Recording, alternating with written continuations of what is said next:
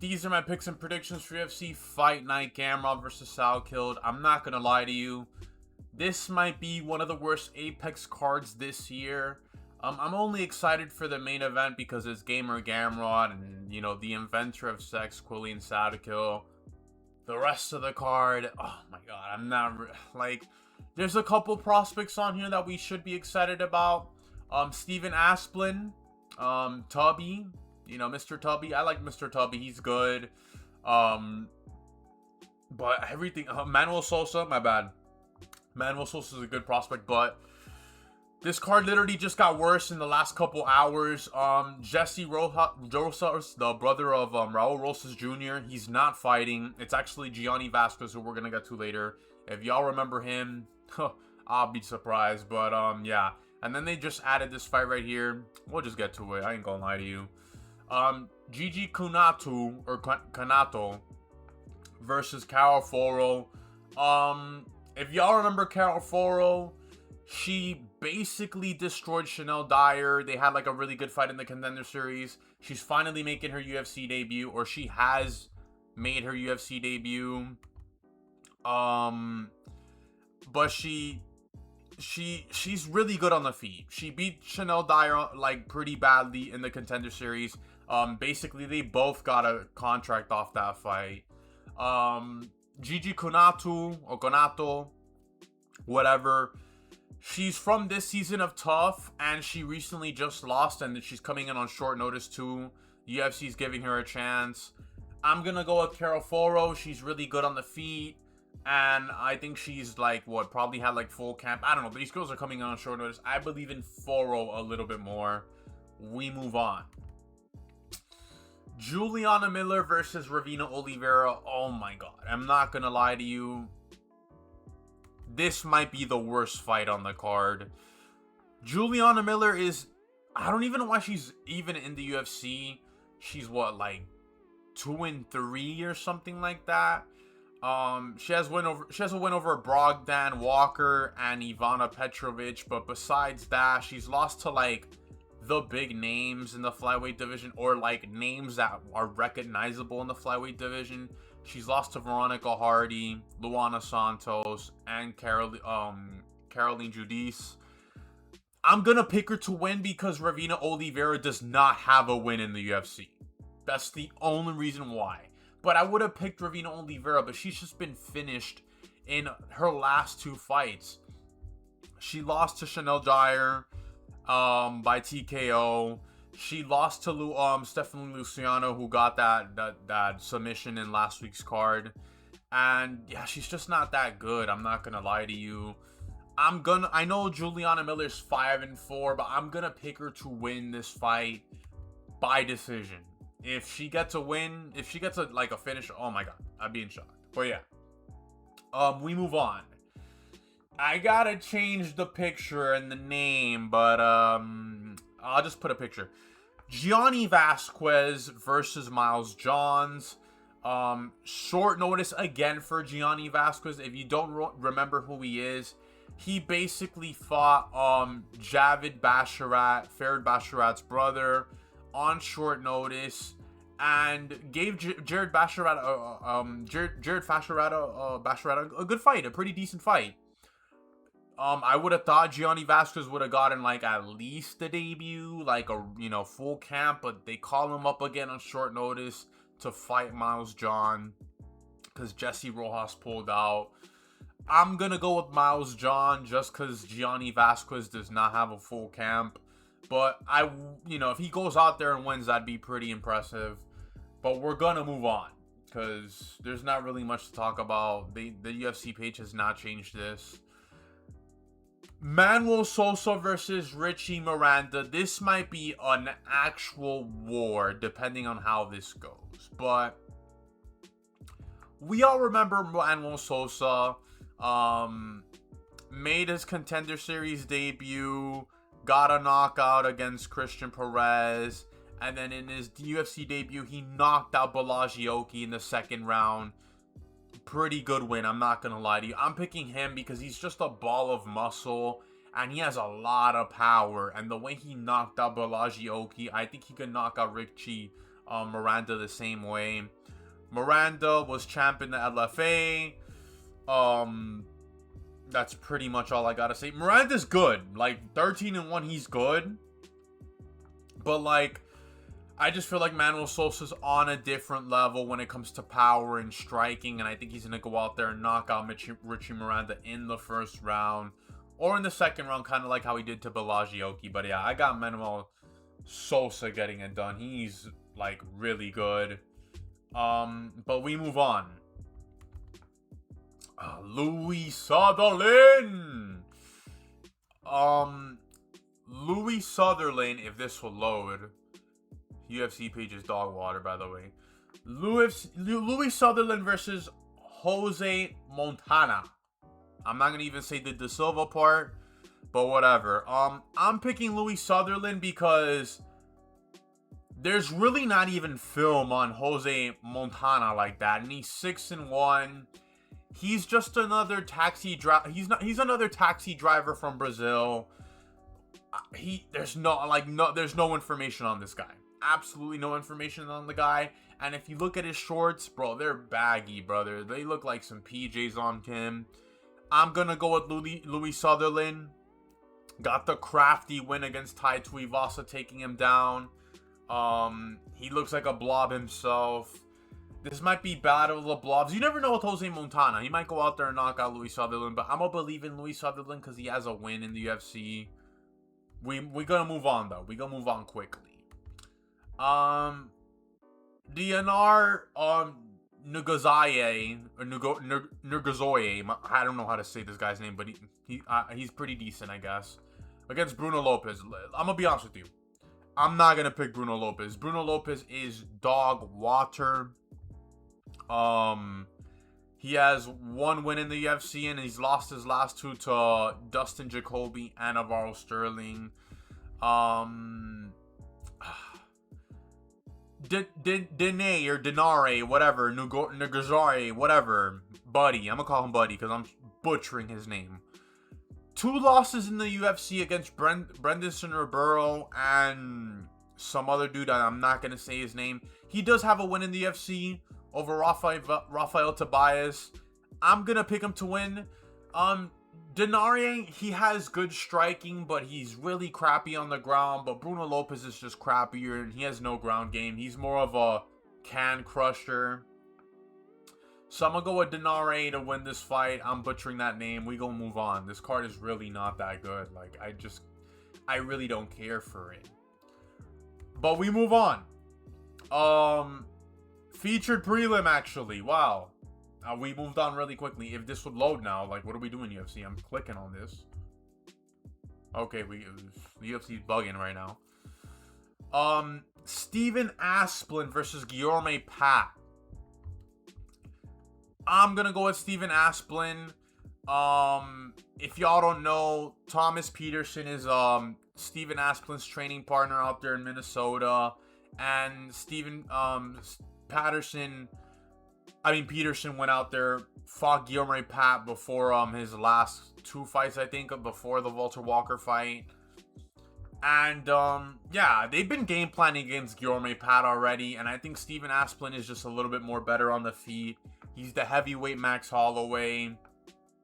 He went out there and put hands on Sean Sharaf and had a pretty decent performance against Victor Petrino. I'm not going to count out Guilherme Pat, though, because Guilherme Pat, pretty athletic, but he just hasn't shown us, like, enough in the UFC. He's 6-1, too.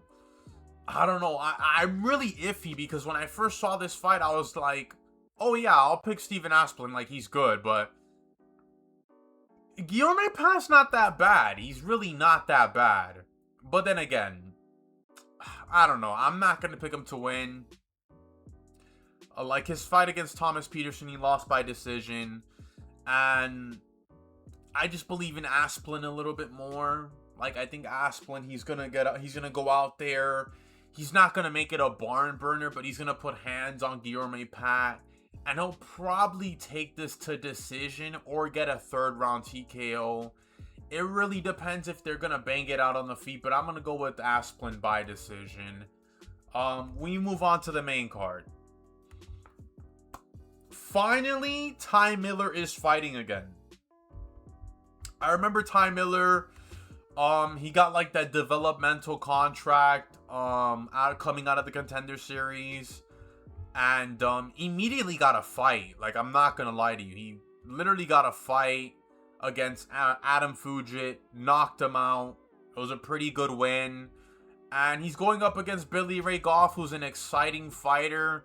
But when you have a loss against Trey Waters, who's now in the PFL and he's fighting this weekend, on Friday, and a loss against Ramiz Brahimaj, it doesn't look good for you, man. And I feel like Ty Miller, he's really lengthy. He has good striking, good kicks, good boxing. I think he's going to go out there and just piece up Billy Ray Goff and probably get a second round TKO. I'm going to go with Ty Miller winning this one. He's like a minus 425 too. But this could be like a sneaky fight of the night card. But we move on. Amanda Lemos versus Alexia Tayanara. I'm not going to lie to you. Alexia Tayanara, this chick is crazy. She's basically like the Brazilian female Marab. Crazy cardio. I'm talking about she literally just takes down her opponents and literally just gasses them out on the ground and then beats them by submission. Or ground and pound. Or just, like, she's really good. In her UFC debut, I think it was against Molly McCann. I don't know. I just remember her, like, destroying Molly McCann in her UFC debut. Like, by submission, rear naked choke. Killed her. And then she goes out there, wins against Luma Lukbumi. And Luma Lukbumi's not a bad fighter, dude. She's not a bad fighter. She went out there, beat her by decision. And then she beat Bruna Brazil. They're kind of like fast-tracking Alexia Tayanara. And, you know, I would too. She's pretty exciting. And against Amanda Lemos, who's literally about to be 40 years old. She's lost her last two fights to Tatiana Suarez and Gillian Robertson. And Lemos is literally just like a knockout merchant. And that's pretty much it. All she has is striking. She does have a win against Mackenzie Dern, crazy enough. But she really doesn't have grappling like that. She's basically goes out there and tries to like power mog these chicks. But she's 40 years old and she's not going to win against Alexia Tayanara. I think Alexia Tayanara is just a lot better. She's just a lot better than her. And I think she's going to win by like first round or second round submission. I think she's going to win by submission in this fight. I don't really believe in Lemos like that. But we move on to, what is this, the featured fight on this card? Oh my gosh, okay. We have Yadier Del Valle, let me say that right because I'm actually Cuban just like him, versus Darren Elkins. They're literally just sacrificing Darren Elkins in his retirement fight. They're literally told Darren Elkins, yo, if you're going to retire, we're putting you up against a young gun. And I'm not going to lie to you. No disrespect to Deval, but the UFC's low-key giving him, like, I think he has a little bit of Dana White privilege because they're giving him these fights that he's easily could win. And I'm pretty sure the UFC really thought that this kid was going to go out there and destroy Jordan Levitt on the feet. But Levitt went out there and literally beat him by, by decision, just taking him to the ground. And he had nothing for him at all. But, the Isaac Bulgarian fight was rigged.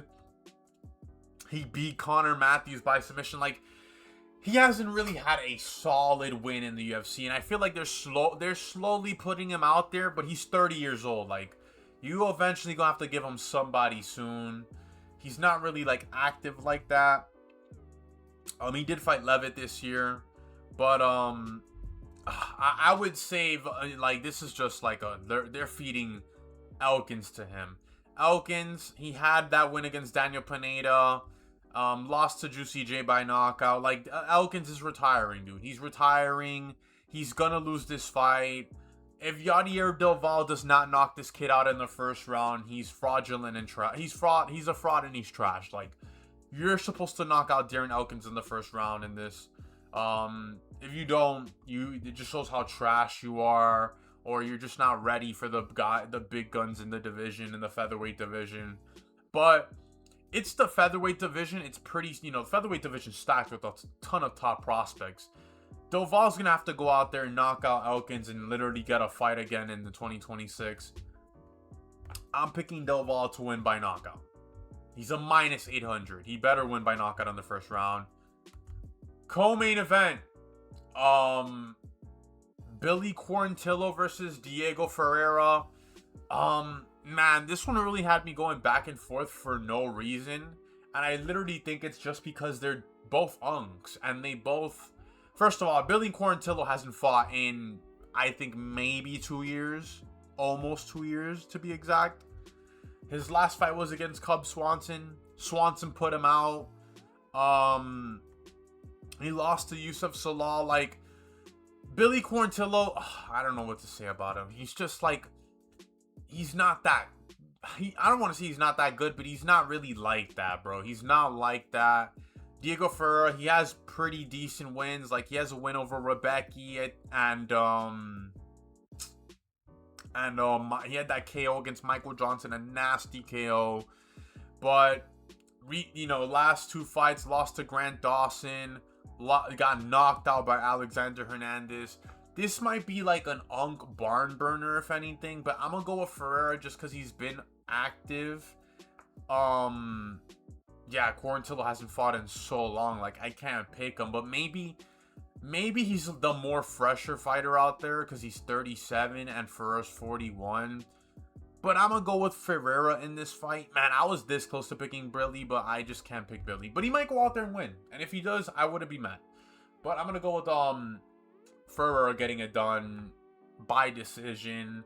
Maybe these two get a crazy fight. Win fight of the night. But I'm going to go with Ferreira. Main event time. We're here. Quillian Salkilld. Or Quillian Salkilld. I like calling him Quillian because it reminds me of Squillian. But yeah, Quillian Salkilld versus Mateusz Gamrot. I'm just gonna say it off. I'm gonna rip the bandage off. I'm gonna go with Mateusz Gamrot. Like, he's just good, man. Like, and he's beating prospects. He beat a young Arman Sarukian. I know a lot of people were like, oh, come on, bro. Like, that was a robbery or a close fight, whatever. It could have gone either way. But he beat Arman Sarukian. He beat Ludovic Klein, dude. And that was a really good win by him. And now we saw that Tufik Musayev beat Ludovic Klein. So I don't know if that's a really good win or not. But to beat Ludovic Klein is a pretty decent win overall. And he beat Esteban Rivovic, and a lot of people were picking Esteban Rivovic to knock out Gamrot. And I picked Gamrot because Gamrot, he's just so experienced, dude. And I know he can't beat the big names, the elite guys or whatever. I feel like he got robbed in the Dan Hooker fight. I'm not going to lie to you. I feel like he got robbed in the Dan Hooker fight. But he can't beat, like, the Oliveras. He can't beat the big names. But I just think he's better. I just think right now he's better than Salkilld. Salkilld, like, look at the guys that he has fought and tell me, is that anywhere near the level of Gamrot? First of all, he got dropped by Beneil Dariush. I know the inventors of sex fan base, they're going to go out there and say, oh, no, like, bro, he got dropped by Dariush. We saw that. Come on, let's not like, say anything. He beat Jamie Malarkey. Like, Jamie Malarkey's nothing in the UFC, dude. And it was on short notice, too. I remember that because he was supposed to face, like, Rongju or something like that. He knocked out Nasra Hakrath. Pretty decent win. And then he beat Yana Amasma and Asha Jubilee. These are not big names in the lightweight division. And they're not, like, a Bobby Green win or, like a good Unk win. They're not a Grant Dawson win, like a Faraziam, a Sadikov win. Like, there's not big names in the division. I feel like the UFC was like slowly rolling Salkilld out there because he has a big name. He's from Australia. They throw him on those cards and he gets the knockouts. And I'm not hating on Salkilld. I actually like him. He's a good fighter. But I just think this is a little bit too early for him. Gamer Gamrot is going to go out there and out-grapple this kid. Probably get the submission in like late third round, maybe second round. I don't want to say that's too early. You know what? Maybe like a fourth round submission or decision for Gamrot. I'm not going to lie. I think Gamrot's going to go out there, keep Salkilld on the ground, and submit him. And I know a lot of people are like, oh, Salkilld can catch him with a head kick or whatever. But, I don't think so, man. I really don't think so. I think Gamrot's going to go out there and beat him by decision or submit him, bro. As much as I like Salkilld, I just think Gamer Gamrot, he's more experienced, man. And he's fought against these prospects, and he's basically just destroyed them and neutralized them. And I think he might do the same thing to Salkilld. If Salkilld gets past the Gamrot test, because a lot of these prospects, whenever they fight Gamrot, they just, you know, they dookie the bed. But if he gets past the Gamrot test, I'll say he's legit. I'll say he's a little bit legit. But right now, I don't think he's going to beat the Gamrot. But let me know what you guys think in the comment section. I'm JNeps MMA. Like and subscribe. I'm out.